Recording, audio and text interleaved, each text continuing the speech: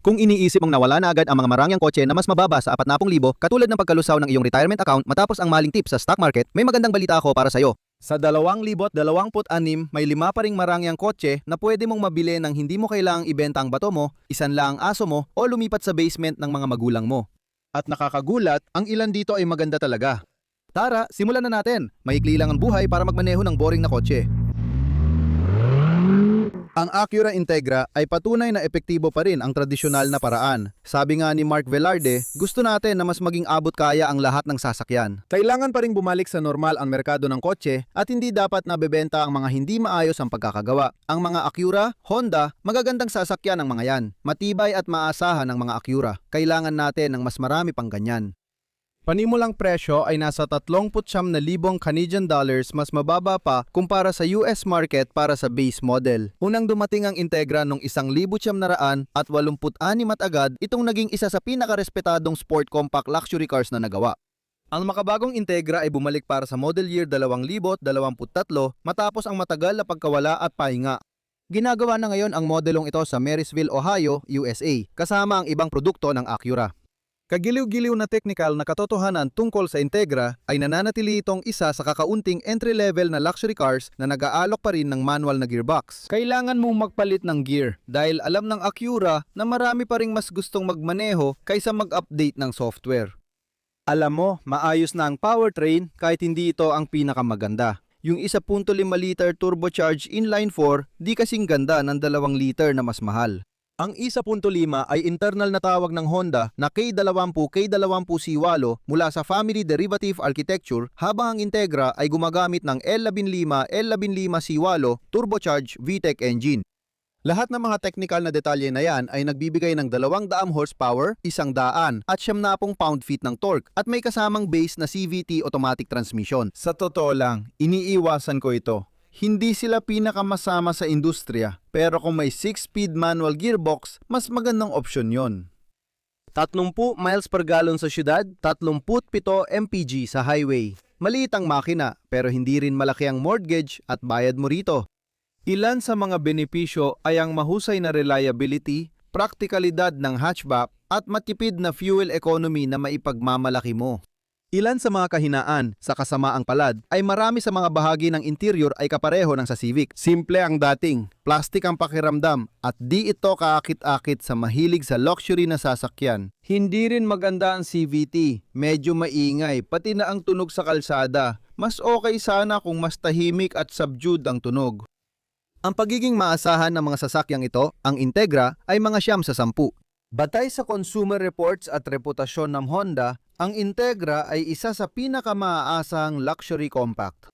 Ilan sa mga maaaring problema ay ang pagkasira ng adaptive damper na talagang nasisira. Bihira ito kapag mataas na ang tinakbo, pero maaaring umabot ang gastos mula 1,000 hanggang 18,000 dolyar. Ang pangalawang issue dito ay paminsan-minsan ay may mga aberya sa infotainment. 200 hanggang 12,000 dolyar. Update lang ba ito sa programming? O kailangan palitan ng hardware? Sa alinman, gagastos ka pa rin. Wala namang seryosong problema, pero karaniwan na ito sa mga modernong sasakyan. Alam mo na, yung aberya sa kuryente na reklamo ngayon, halos lahat ng sasakyan may ganyan. Ang depreciation sa 5 taon, hindi rin masama. 39,000 para sa bagong kotse. Pagkatapos ng 5 taon, nasa 24,000-26,000 pa rin ang halaga, kaya matibay talaga at mahalaga ang value. Parang nababawi mo rin ang pera mo sa bangko. Kung ayaw mo naman talaga nito, maganda ring alternatibo. Kung may dagdag kang 5,000 na pwedeng gastusin, baka gusto mong tingnan ang 26 Genesis GP72.5 2.5T. Mas malakas, rear-wheel drive ang platform at mas maganda ang loob. Sa madaling salita, ito ang Koreanong luxury sleeper na hindi pinag-uusapan ng karamihan. Ang Tesla Model 3 ay parang katumbas sa kotse ng pakikipagtalo sa internet. At ayon kay Vag Duong, basura ang Tesla at ang second-hand na Tesla ay basurang kotse. Sa totoo lang, parang alam mo na agad kung ano ang magiging takbo ng comment section, hindi ba? Humigit kumulang 38,000 at 600 dolyar sa merkado ng second-hand na sasakyan bago pa ang mga insentibo. Alam mo ba, inilabas pa ito noong 2017, kaya matagal-tagal na rin. Binago ng Model 3 ang EV market at naging isa sa pinakamabentang electric vehicle sa kasaysayan. Karamihan ng Model 3 sa Ilagang Amerika ay gawa sa Fremont, California at ang global na produksyon ay mula sa Shanghai at Berlin. Tinanggal ng Tesla ang daandang tradisyonal na bahagi ng sasakyan gamit ang software integration at centralized computing. Hindi pa ako sigurado kung ano ang nararamdaman ko tungkol doon, pero sa totoo lang, alam ko na. Ayaw ng karamihan ng electronics at laptop na kumukontrol sa sasakyan, di ba? Maganda yon hanggang nag-day off ang screen. Ang powertrain, motor. Oo, nagbibigay ito ng isang single rear drive electric motor. Ang internal na tawag dito ay Tesla Permanent Magnet Rear Drive Unit. Nagpo-produce ito ng 286 horsepower at 310 pound-feet ng torque. Alam naman natin ng maraming torque ang electric drive. Mararamdaman mo talaga sa upuan parang may tumulak sa likod. Ang single speed reduction gear ay simple at matibay. Pinakamainam ang performance nito kapag walang snow, yelo, at hindi mababa sa -30 ang temperatura. Kung perpektong panahon sa Florida, umaabot ng 320 milya ang range at nakakakuha ka ng 130 mpge na combined. At syempre, kahanga-hanga ang bilis nito. Mula 0 hanggang 60 milya kada oras sa 5.8 segundo, talagang mabilis ang acceleration. Isa sa mga benepisyo ang episyensya, pati na ang teknolohiya at malakas na performance. Kabilang sa kahinaan ng Tesla Model 3 ay ang kalidad ng pagkakagawa at mga issue sa pintura. Mga issue sa quality control, panel gaps, electronic na sira at posibleng mahal ang pag-aayos. Dahil parang banta ang mga pindutan sa tao, nagiging problema ito para sa maraming driver na yon. Sa pagiging maasahan, 7/5 sa 10 hindi nakakagulat. Ang pagiging maaasahan ng battery at motor ay kadalasang matibay, pero ang mga issue sa quality control ang madalas nating nakikita sa maraming Tesla na ito. Madalas masira agad ang suspension, ball joints, bearings at bushings. Nagsisimula ng masira lahat ng mga pyesa na ito. Mabigat ang mga sasakyan kaya napupuwersa ang mga pyesa. 15,000 hanggang $2,000 ang gastos. Karaniwan na ito sa pag-aayos. Ang pangalawang issue ay may kinalaman sa karaniwang pagkasira ng door handle at electronic module. $300 hanggang $15,000. At makikita mo yung maliit at astig na Tesla Mobile na dumarating sa harap ng bahay mo at minsan dun mismo sa driveway mo, inaayos ang sasakyan. Depresasyon sa loob ng 5 taon? Kung bumili ka ng bagong kotse na P38,600 pagkatapos ng 5 taon, nasa P12,000 hanggang P22,000 na lang ito. Malaki ang lugi mo. Ang depresasyon ng Tesla ay parang matinding labanan. At kung nag-iisip ka, baka nagdadalawang isip ka na. Baka may iba ka pang gustong piliin. Sa dagdag na 5,000, baka gusto mong subukan ang 2026 Hyundai Ioniq 6. Mas maganda ang kalidad ng pagkakagawa, mahusay ang abot ng biyahe, at napakaganda ng kahusayan. Hindi ka rin tinatanong tungkol kay Elon sa gasolinahan. Susunod sa pila, isang magaling na hot rod. Ang Bavarian Motor Works, syempre, BMW 228 Grand Coupe, tahimik na namamayani ang kalidad sa kanilang hanay. Habang nagtatalo ang lahat tungkol sa mga M-Car at sinasabi ng manonood na Disyembre, nakalimutan mo ang 2 Grand Coupe, 228 at ang 235 B4 na 8 at pareho silang magagandang kotse. Ganoon din sa X1 at X2. Makatarungang punto. Oo, sang-ayon ako dyan. Humigit kumulang $39,500 ang presyo ng mga sasakyan ito kapag bago. At inilunsad ng BMW ang 2 Series Grand Coupe noong 2020 bilang entry-level na luxury sedan. Alam din natin kung ano pa ang mga nangyari noong mga panahong yon. Di tulad ng tradisyonal na BMW sedan, gumagamit ito ng UKL2 front-wheel drive architecture at ginagawa sa Leipzig, Germany. Nakakatuwa na ang 228 ay gumagamit ng isa sa pinakarespetadong modernong makina ng BMW. Nakahanga-hanga dahil dati, lagi may libreng warning light ang mga makina ng BMW. Ang mga sasakang ito ay may 2L turbocharged inline-4 na makina. Nakapahalang dahil front-wheel drive, hindi tulad ng karaniwang paayon na makina ng ibang BMW. Ang internal na tawag dito ay B48A 2002 at ang lakas ng makina ay nasa 241 horsepower na may 275 pound-feet ng torque na nakakabit at nakasandwich sa isang 7-speed dual-clutch gearbox. Gustong-gusto ko ang mga transmission na ito. Mas maayos talaga silang gumana kaysa Mercedes-Benz, CLA at kanilang mga DCT. Ang fuel economy ay nasa 26 miles per gallon sa highway, nakakakuha ka ng mga 3-6 mpg. Malakas ang acceleration ng ilan dito, mabilis, maganda ang transmission, madaling imaneho, at mahusay ang ergonomics. Komportable kang magmaneho. Ang mga premium na materyales sa loob ng cabin ay mas maganda ang pakiramdam kumpara sa maraming kakumpetensya. Downside, laging may ganyan na usapan. Hindi ito tradisyonal na rear-wheel drive na BMW, kaya siguradong kukutsain ng mga tunay na car enthusiast. Baka mas bagay pa ito sa anak mong babae. Limitado ang likod na espasyo at mahal ang mga opsyon. Ang mga opsyon ng BMW ay para mga pampagulat sa bulsa.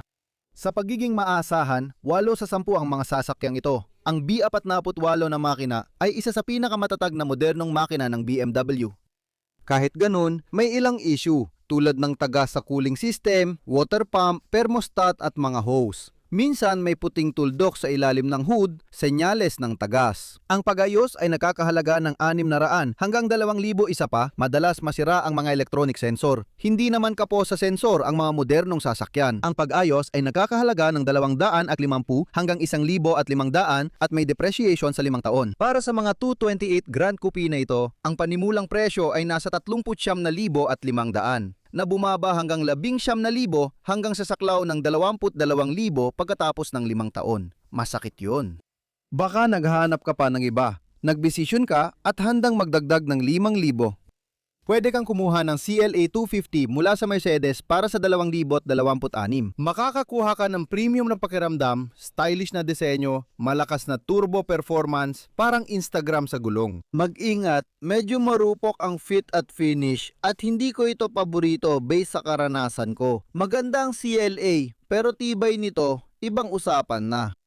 Ang susunod naman sa pila, syempre, ay ang Audi A3 na modelong 2026. Pinapatunayan nito na di mo kailangan ng presyong aabot sa 6 na digit para makuha ang 4 na singsing ng pagkadismaya, yung 4 na singsing sa grill. Sabi na manonood na si ZPP, 6,300 at 4 sa tingin ko, itatabi ko na lang muna ang Camry kong modelong 2020 ng mas matagal pa. Sa totoo, yun siguro ang pinakamagandang desisyon sa pananalapi. Nasaan ang saya ron? Tama ka, minsan kailangan din ng stress para maramdaman mong buhay ka. Sa presyong 39,000 kapag bago, inilunsad ang Audi A3 noong 1,996 at naging panimulang luxury na sasakyan ng Audi. Sa Ingolstadt, Alemanya, ginagawa ang mga hilagang Amerika na bersyon. Nakakatuwang malaman na ang A3 ay gumagamit ng MQB platform tulad ng iba pang produkto ng Volkswagen Group, kaya pinagsasama nito ang luxury engineering at pagtitipid ng kumpanya. Ang powertrain ay nagbibigay sa iyo ng 2 litrong turbocharged inline 4. Ang tawag dyan ay EA888, ika-4 na henerasyon. Alam natin na sa unang henerasyon, mataas ang konsumo ng langis at may issue sa timing chain pati tagas ng coolant at langis. Medyo gumanda na sila. Ngayon, may 200 at 1 horsepower, 200 at 36 pound-feet ng torque at 7-speed S-tronic dual-clutch gearbox na mahusay talaga. Isa sa mga paborito ko. Ang fuel economy ay mula 29 miles per gallon sa syudad hanggang halos 40 miles per gallon sa highway. Mas maganda at pino ang interior ng mga sasakyang ito kaysa sa karamihan ng kakumpetensya. Maganda ang teknolohiya nila. Para sa akin, mas magaling ang MMI system nila kaysa sa iDrive ng BMW. At ang efficient na powertrain ay talagang matibay sa pinakabagong Generation 4. Kabilang sa mga kahinaan, ang masikip na likurang upuan, medyo mahal na opsyon at minsan matigas at magaspang ang takbo. Pagdating sa pagiging maasahan, hindi ito kamangha-mangha. Kadalasan, binibigyan siya ng 7/5 sa 10 sa pagiging maasahan, lalo na dahil sa EA88888. Kahit na medyo na-upgrade na ito, may ilan pa ring mga kakulangan. Malaki na ang naging improvement, pero may mga karaniwang problema pa rin tulad ng pagkasira ng water pump. Maaring gumastos ka ng hanggang 800 hanggang $1,600 para dyan. Mas marami pang problema tungkol sa ignition misfires at coils. At ang ibig kong sabihin, karamihan dyan ay maintenance. Maraming tao ang magsasabi na yan ay normal na maintenance lang. Oo, karamihan nito ay simpleng maintenance lang. Pero asahan mong gagastos ka ng 300 hanggang 800 piso kapag nagsimula nang lumabas ang check engine light at ang mga kaugnay na misfire. Tungkol naman sa usapan ng value retention sa loob ng 5 taon, oo, medyo bumababa rin ang halaga nila. 39,000 ang presyo nito nung bago. Pagkaraan ng 5 taon, ang Audi A3 ay nagkakahalaga na lang ng 18,000 hanggang 21,000 piso sa second-hand market. Isang medyo matinding dagok kung ako ang tatanungin. Kung naghahanap ka ng kotse at gusto mo mag-level up, tinitingnan mo ang A3 at iniisip kung ano ang malapit dito. Naisip mo na ba ang 2026 Volvo S60B5? Elegantang disenyo, magandang kaligtasan at komportablang long drive sa highway. Ito ang luxury car na parang ayos ang lahat sa buhay mo. Mas nagiging responsible ka, parang totoong adulto. Pero hulaan mo kung ano. Mayroong isang napakagandang luxury vehicle na maaari mo pa ring makita sa ilalim ng 40,000 na talagang matibay at subok na subok. Ito ay isang 26 Lexus UX, 3 dang at sa wakas, ito ang nangungunang pwesto dahil may dahilan. Ayon kay Dan Johnson, mahal niya ang kanyang Lexus. Nakaraniwang naririnig sa mga Lexus owner review. Ang panyimulang presyo ay 38,700 hanggang 39,000 US dollars at mga 44,775, 44,775 sa Canadian dollars. Depende sa merkado, ang UX 300 ay may 176 horsepower mula sa ikalimang henerasyon ng hybrid system at nakakakuha ng humigit kumulang 42 hanggang 50 milya bawat galon depende sa espesifikasyon. Dumating ang UX noong 2011 bilang pinakamaliit na crossover ng Lexus. Ginagawa ito sa Japan na isang panalo. Sa 2026 tuloy, ito gamit ang pinakabagong Lexus hybrid technology na ikalimang henerasyon. Isa pang kagiliw-giliw na technical na detalye, pinagsasama nito ang 2 litrong gasolinang makina, maraming motor generator at electronically controlled CVT. Ang kabuang lakas ay 196 horsepower at ito ay parang Toyota engineering pagkatapos ng pagtatapos sa kolehiyo. Oh, may dagdag na antas ng pinungkalidad na hindi mo makukuha sa isang Toyota Corolla. Binibigyan ka nito ng 2 litrong hybrid inline-4 at ang internal na tawag dito ay M28 FXS.